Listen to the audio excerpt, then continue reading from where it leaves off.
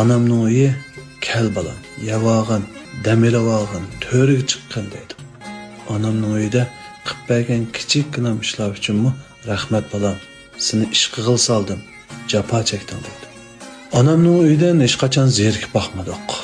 Seg'inib qolmadik. Anamның uyi eng yaxshisi, eng esli sening bo'lsin deydigan uy. Ana bu anamning. Anam ko'ngling ranjimsin, g'ayrat qil, chida, barcha ketadi, hammasi o'tib ketadi. Ba'zi odamlar shundoq keladi. Har ishqa yaxshilik bilan o'ylangan. Yaxshilik aman yanidi deydi. Mana bu har vaqt ishga menga qarab uchuq turadigan bir uy. Uning uyida har vaqt tamoq issiq oladi.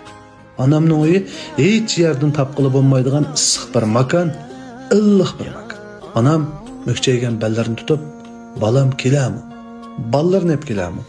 Yolları qarab tursam, kep qalamı deydi. Özü de barının hemmisini bəsemlam deydi.